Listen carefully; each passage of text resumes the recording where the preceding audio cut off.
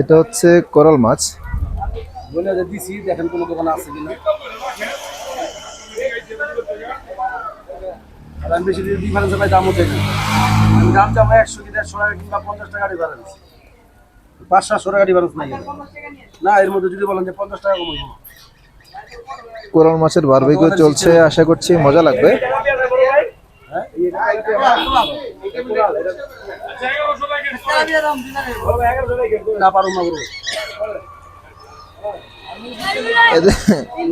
এদের বারবিকিউটা মজাই হয়।